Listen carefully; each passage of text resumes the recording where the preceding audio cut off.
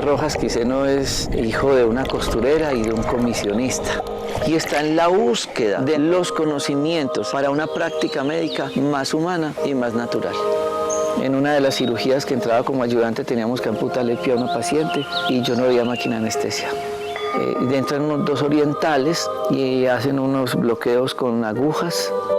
Y es así como empiezo a descubrir vacíos. Yo quería vivir con los indígenas y ver una cantidad de procesos terapéuticos que tampoco nunca me habían enseñado, con que podía manejar tanto con la fitoterapia, que son el uso de las plantas medicinales.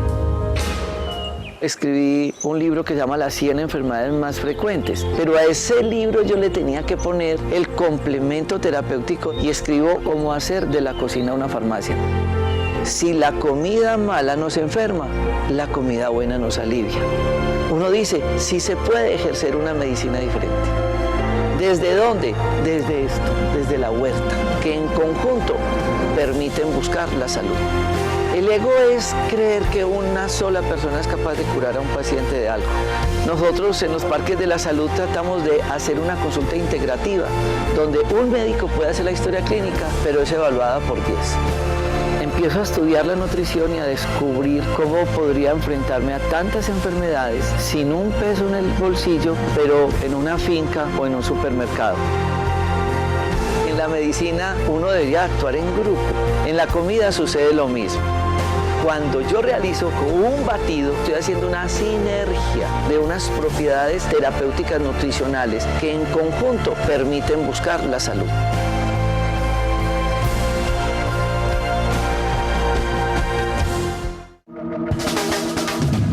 Discovery Home and Health presenta Tu cocina, tu medicina. ¿Sabías que la materia prima de muchos medicamentos puede encontrarse en la cocina de tu casa?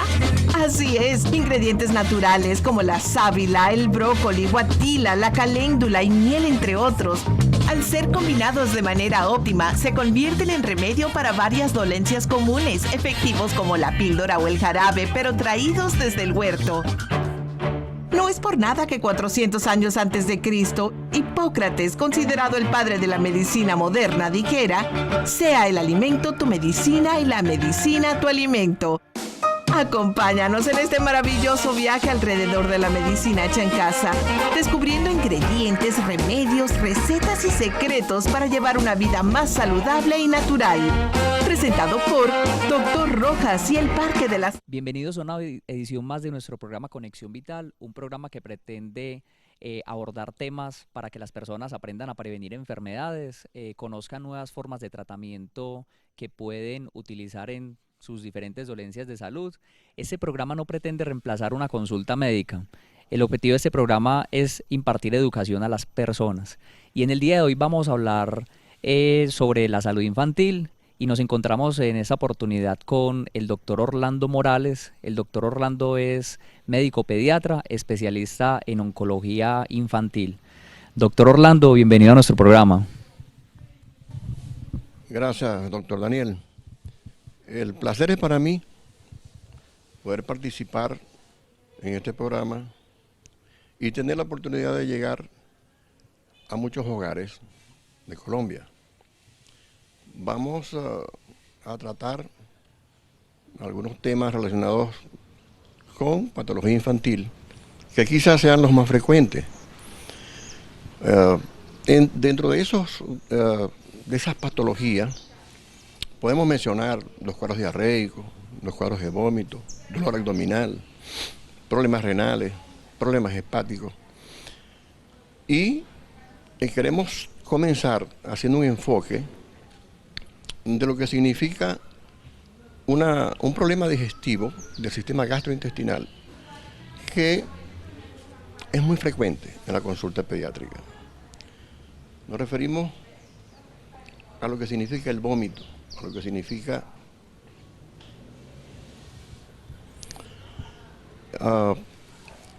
vamos a definir lo que es un vómito para diferenciarlo después de otros síntomas. El vómito es la expulsión de material gástrico en forma violenta. Allí participa el diafragma, participan los músculos abdominales y siempre va precedido de náuseas. Incluso se presentan algunos signos de distonía neurovegetativa. Hay palidez, hay taquicardia.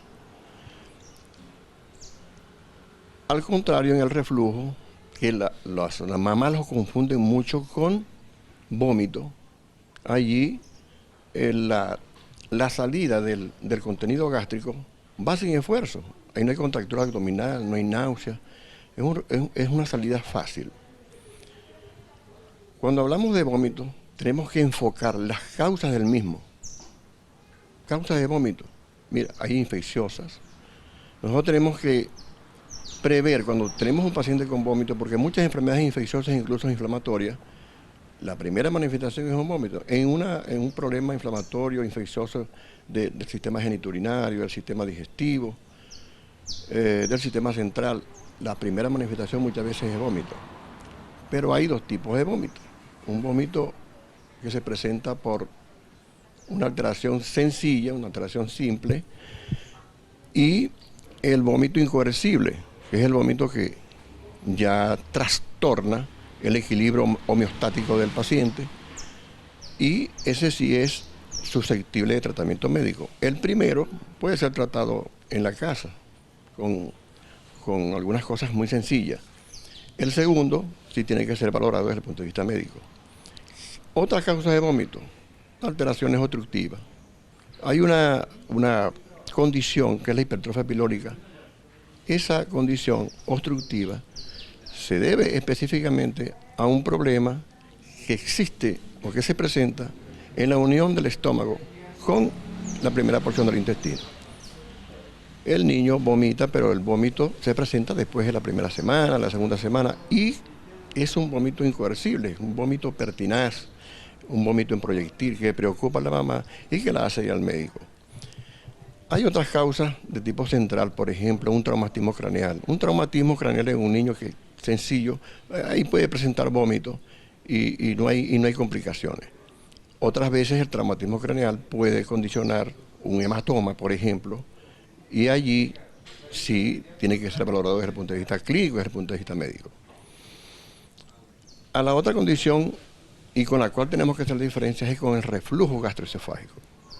Es una consulta frecuente, es una consulta casi diaria de mamás que asisten al médico, asisten porque hablan de vómito. Dicen que el niño tiene vómito, que ha vomitado varias veces, y cuando uno examina los antecedentes y examina al paciente, se da cuenta de que no se trata de un vómito, se trata de un reflujo, una salida fácil del contenido gástrico. Pero el reflujo, hay que tener mucho cuidado con esto, porque hay un reflujo fisiológico que se presenta 1, 2, 3 veces después de ingerir la leche materna o la leche artificial. Eso puede ser tratado en forma domiciliaria. Hay formas de tratarlo. La posición, por ejemplo, el niño después de ingerir alimentos, debe ser colocado, si tiene este problema de reflujo fisiológico, debe ser colocado en una posición de 50 a 40 grados, de manera que no lo acuesten, no lo pongan en posición de decúbito supino. Realmente el vómito es una condición de salud que requiere una valoración por un profesional, porque como nos estaba hablando el doctor Orlando, pueden deberse a muchas causas. Entonces, ¿quién más que un profesional para evaluar esas diferentes causas y descartar que algunas de ellas sean graves? Vamos a un corte de comerciales y vamos a continuar hablando después del mismo sobre la patología digestiva.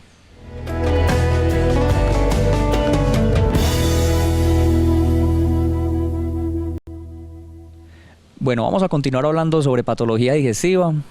Y antes de continuar hablando sobre el reflujo gastroesofágico, sobre el vómito, hay que tener en cuenta que la salud digestiva comienza por la boca y comienza en la forma como una mamá le está administrando la lactancia materna a su niño. Muchas veces cuando el bebé cuando no se cuenta con una buena técnica para administrar la lactancia materna, ahí comienzan a existir diferentes tipos de anomalías pues en la alimentación. El bebé comienza a ingerir mayor cantidad de aire y pues obviamente eso puede predisponer a que empiece a presentar emesis, y esta puede ser la puerta de entrada de muchos trastornos digestivos. Doctor Orlando, hablemos un poco continuemos hablando sobre vómito, reflujo y sobre lactancia materna, que yo pienso que fortaleciendo mucho la educación de las personas nos podemos evitar muchos problemas digestivos en nuestros niños. Bien, les decía que hay formas sencillas de tratar el reflujo fisiológico. Y hablaba de la posición del bebé.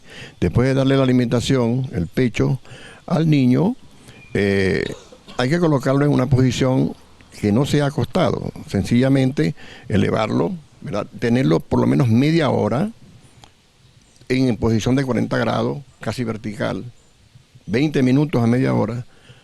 Esa es una medida que puede ayudar a que ese reflujo disminuya. Otra medida es pesando algo la leche. Se puede hacer con cereales que no contengan gluten, como el arroz, el maíz. Y de esta forma vamos avanzando en el tratamiento casero de ese reflujo.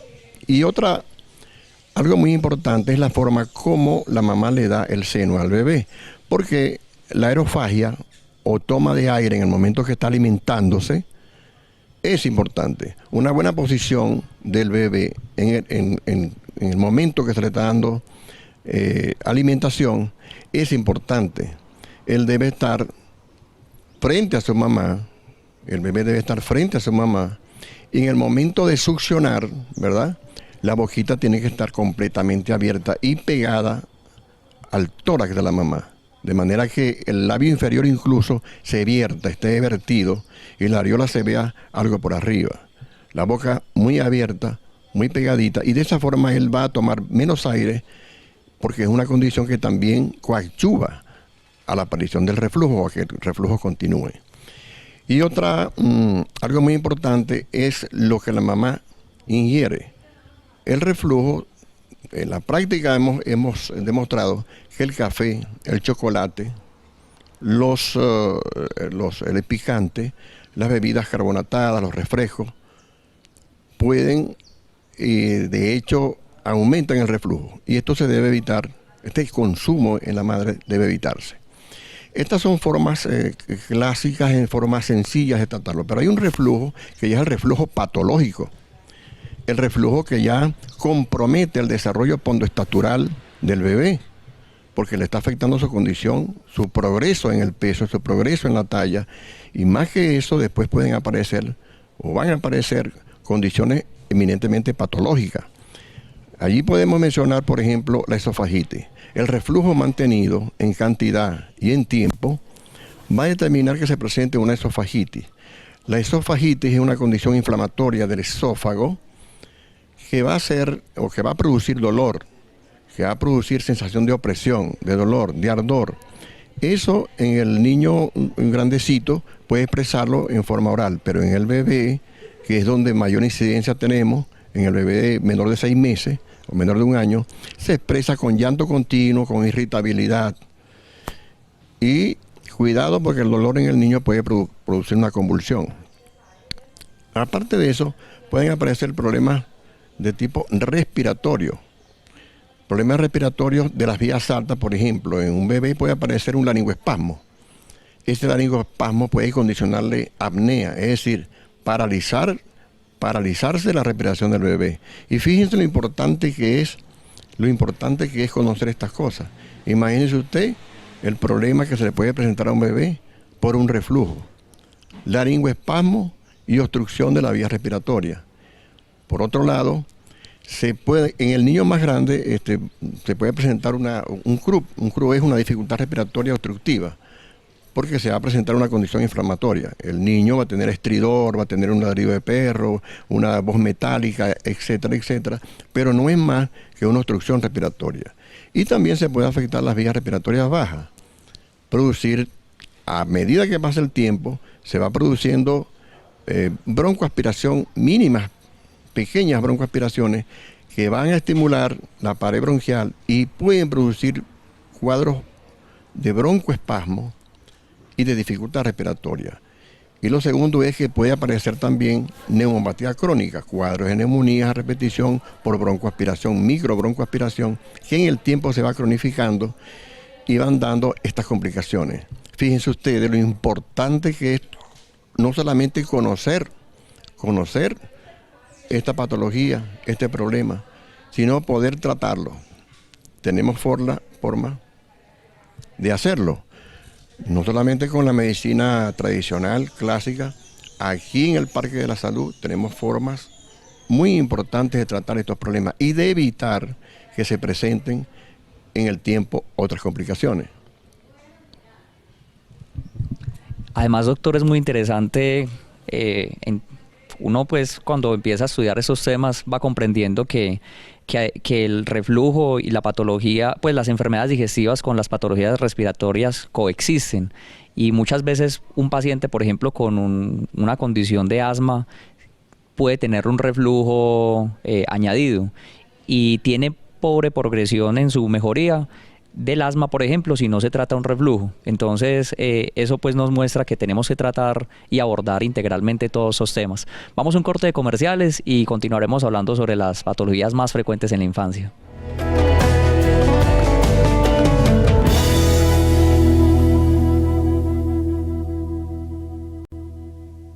Vamos a continuar hablando sobre patologías digestivas y bueno, pues ya hemos conversado sobre enfermedades digestivas superiores, hablamos un poco sobre algunos trastornos respiratorios que pueden coexistir, pero además de esos trastornos respiratorios superiores pueden existir otros trastornos no solamente en el sistema respiratorio, sino en otras partes del cuerpo, en otros órganos.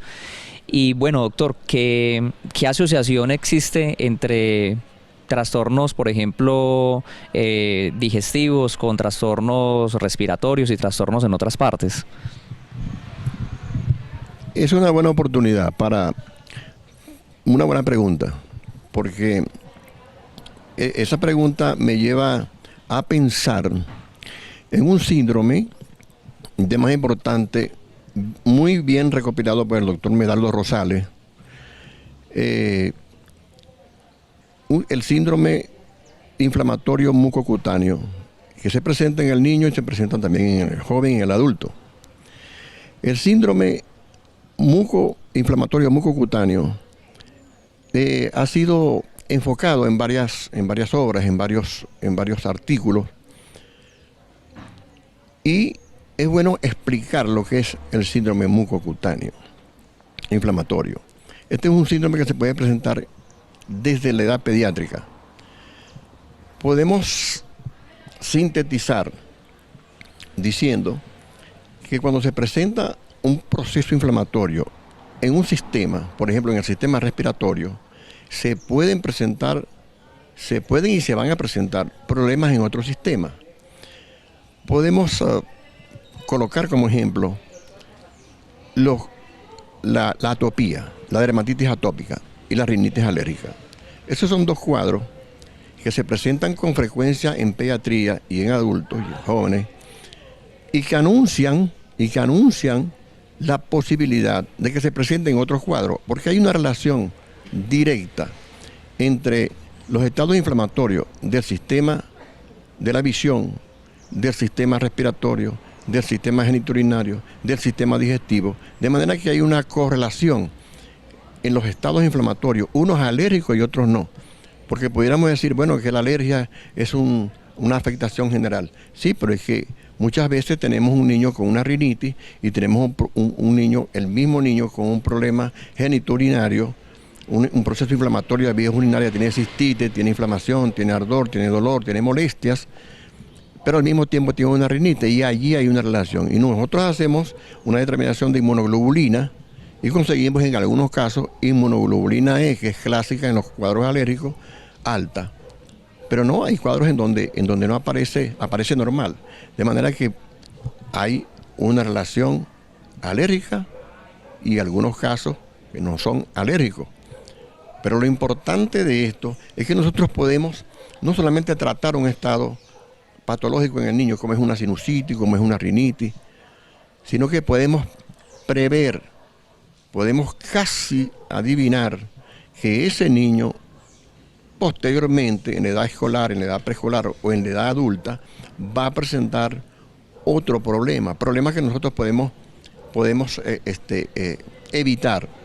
Aquí en el Parque de la Salud tenemos formas no clásicas de tratar, tenemos formas clásicas de tratarlo y tenemos formas de tratar el problema antes de que se presente, que para nosotros es demasiado importante. Evitarle a un niño que tiene una rinitis, tratar de la rinitis y evitar que tenga un problema posterior de neumonopatía crónica, porque tiene una rinitis pero también tiene un reflujo, es sumamente importante. Estamos tratando el problema antes de que se presente y eso para nosotros es vital, es vital. Totalmente, doctor. Y bueno, muchas personas que nos ven en este momento se preguntarán qué relación tiene el sistema geniturinario, qué relación tiene el sistema ginecológico de una niña, qué relación tiene con las vías respiratorias superiores, con la parte digestiva. Y resulta que todos esos órganos comparten algo esencial, que son las mucosas. Y las mucosas y la piel, obviamente podemos describirlas como un mismo órgano. Cuando existe una inflamación en una zona de las mucosas, también hay la probabilidad de que se inflame en cualquier momento de la historia del paciente la mucosa en otras partes. Entonces, en la consulta, por ejemplo, nos encanta ahondar en los antecedentes de los pacientes. Y supongamos que un paciente hoy nos consulta por un síndrome de intestino irritable, que en adultos es uno de los motivos de consulta más frecuentes. Pero cuando empezamos a irnos un poco más en los antecedentes del paciente, encontramos, por ejemplo, que empezó a sufrir rinitis, conjuntivitis a una edad infantil, que posteriormente empezó a presentar infecciones urinarias frecuentes, posteriormente presentó brotes, manifestaciones de afecciones en la piel. Entonces, no es que sean enfermedades, no es que sean condiciones de salud distintas, realmente son formas de expresión de una misma condición de salud, que si nosotros la abordamos adecuadamente, vamos a no solamente a solucionar el problema del paciente, sino que a evitarle muchos problemas que se presentan posteriormente. Y por esa razón es que una persona que nos ha pasado muchas veces que viene un individuo tan inflamado que tiene todas estas manifestaciones, tiene de todo. Entonces viene con problemas respiratorios, problemas digestivos, problemas en las vías urinarias, en toda parte, en la piel. Y no es que se le tenga que mandar medicamentos para absolutamente todo. Sí, pues dentro de la consulta pues nosotros tenemos el deber de solucionarle los síntomas al paciente y eso es parte de la prescripción, pero cuando empezamos a abordar las causas, lo que lleva a que el síndrome de inflamación mucocutánea se exprese, realmente lo estamos tratando de raíz y estamos evitándole muchos problemas al paciente.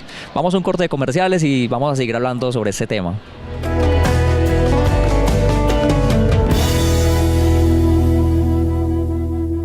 Bueno, vamos a seguir hablando sobre el síndrome de inflamación mucocutánea, sobre las diferentes expresiones de este síndrome, pero tenemos un factor en común, que este síndrome se debe a una inflamación crónica de bajo grado que existe en el individuo, y parte de la expresión de esa inflamación de bajo grado es la alimentación, o gran parte, porque si una persona en su alimentación está consumiendo elementos que están inflamando su organismo, pues obviamente el organismo se vuelve terreno firme para que se exprese en diferentes enfermedades. Vamos a comenzar, doctor, mencionando sobre la alimentación en la edad infantil, que es muy importante. Como habíamos mencionado ahorita, la salud del niño empieza por la boca.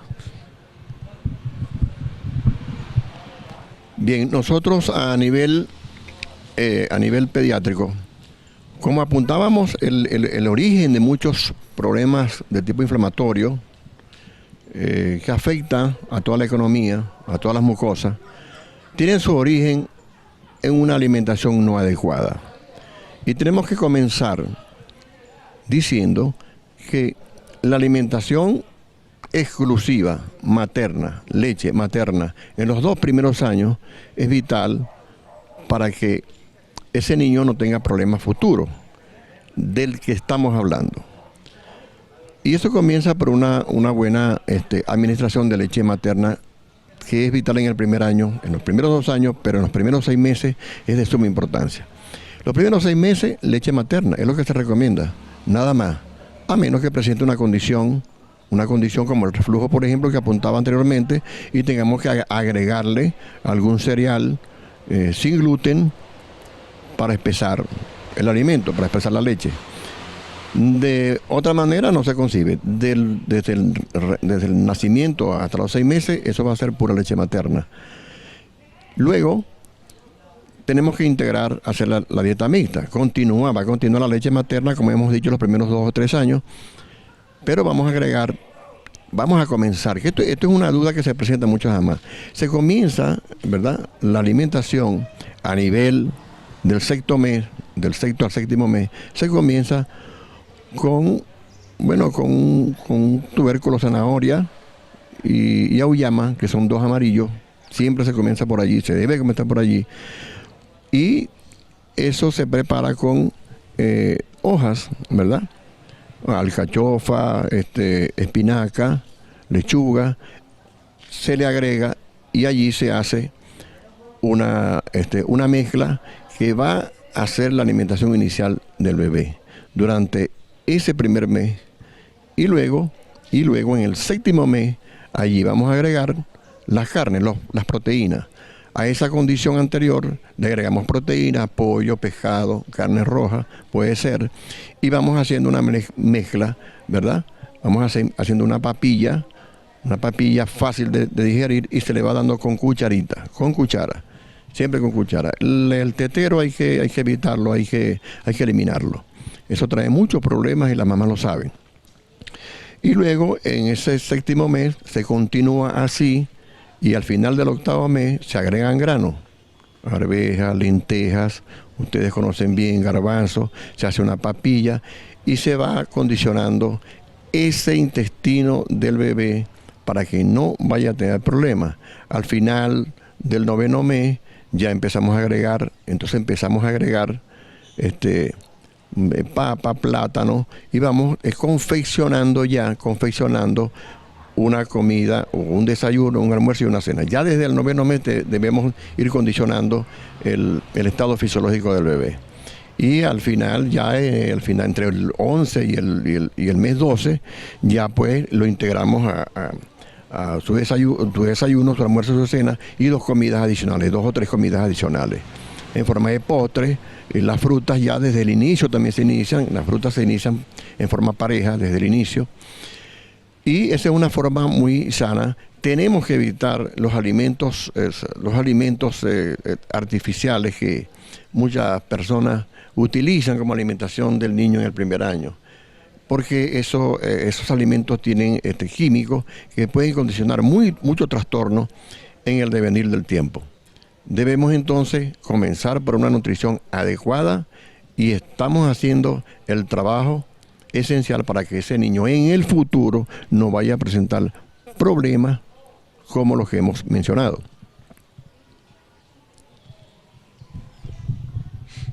Totalmente. Muchas enfermedades, muchas condiciones de salud que se expresan en los adultos se pueden empezar a evitar desde una edad infantil, y a mí me llama mucho la atención porque es en ese momento cuando si los padres del niño ponen atención a sus diferentes manifestaciones que están presentando en ese momento y lo llevan a una consulta por un profesional competente, de esa forma pues obviamente se pueden empezar a evitar muchos problemas en el adulto. Muchos de los problemas por los cuales consulta un adulto empezaron en la infancia, y desafortunadamente uno puede ver en la consulta que cuando empezaron esas primeras manifestaciones no se trataron adecuadamente. Y al tratarse de una forma inadecuada es que posteriormente el problema se cronifica, se vuelve más difícil de tratar.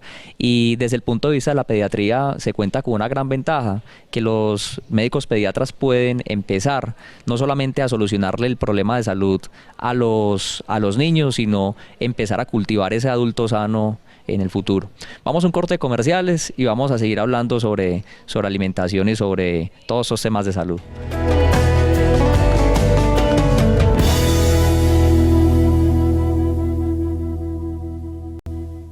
En la edad infantil, muchos niños presentan diferentes manifestaciones. Por ejemplo, presentan fiebre, vómito, malestar general, manifestaciones muy sencillas que pueden significar un gran número de condiciones que pueden estar ocurriendo en el niño, muchas de las cuales pueden ser graves y pueden llevar a que el niño quede padeciendo una condición de salud pues por mucho tiempo, por muchos años, o los puede llevar a la muerte.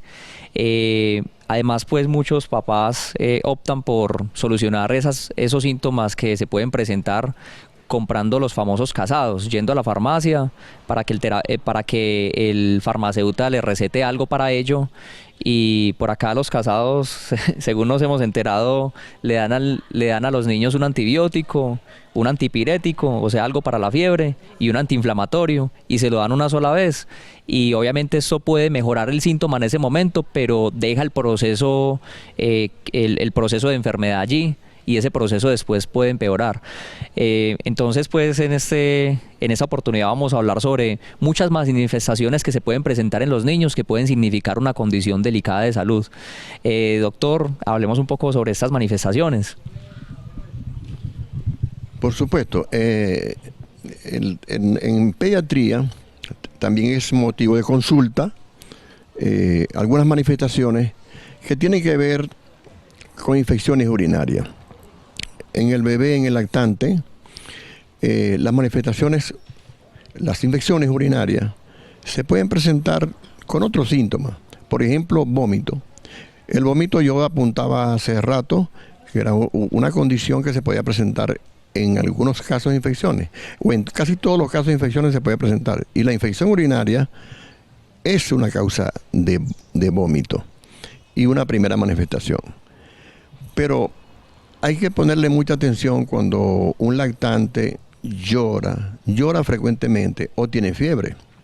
Recuerden que la fiebre es una condición provocada por muchas causas, pero que pueden producir un estado convulsivo. Entonces hay muchas, incluso la convulsión es una manifestación primaria porque se puede presentar de primera vez en un niño con una infección urinaria. De manera que a eso hay que darle mucha importancia, porque yo he tenido una primoconvulsión por infección urinaria.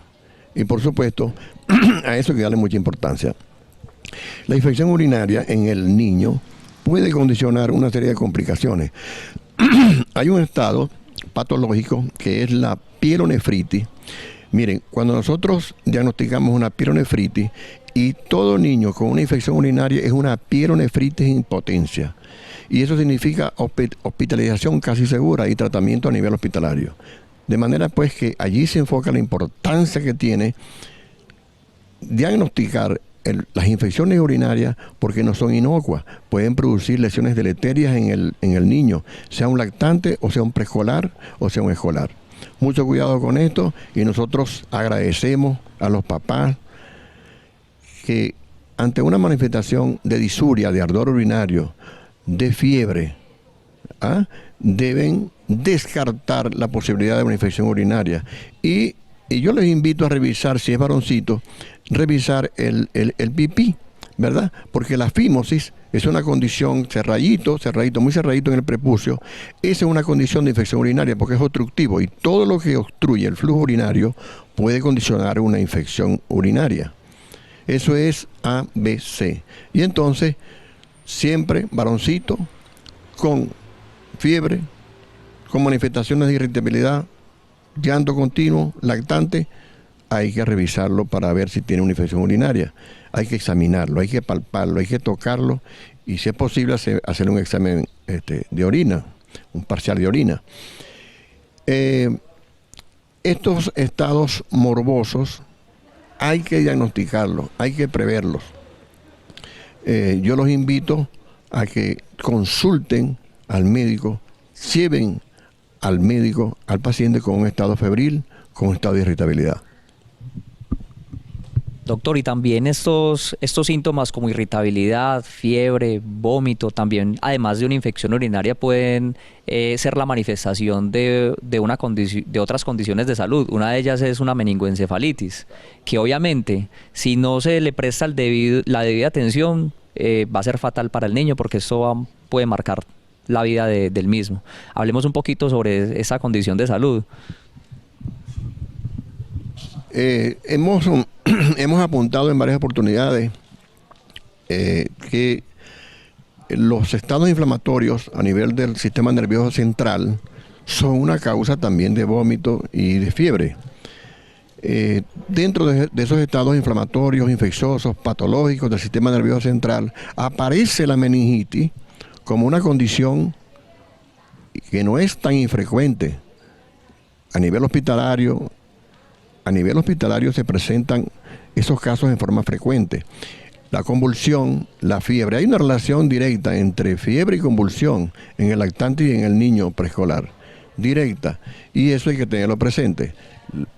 La meningitis debemos descartarla siempre en todo niño menor de 1 año y siempre hacer una punción diagnóstica, una punción lumbar diagnóstica para hacer citología y para diagnosticar una posible meningitis que puede estar allí. Y hay que tener en cuenta que las manifestaciones en un adulto usualmente no son las mismas en un niño, porque pues en la edad adulta el cuerpo empieza a reaccionar de una forma distinta y una manifestación de una misma condición de salud puede ser pues más fácil, entre comillas, de diagnosticar que en un niño. Por esa razón es que en nuestros parques de la salud contamos con atención en pediatría. En el Parque de la Salud de Manizales se encuentra el doctor Carlos Montoya y en nuestro Parque de la Salud de Dos Quebradas contamos con el doctor Orlando Morales, un médico pediatra especialista en cáncer, en oncología infantil, que tiene una amplia experiencia y que está al servicio de la población. Entonces, la invitación es para que siempre nos preocupemos por la salud de nuestros niños y para nosotros un placer acompañarlos en esta edición de nuestro programa. Los invitamos a que nos sigan en redes sociales. Nos pueden copiar sus dudas a través de Medicamentos Dr. Rojas en Facebook.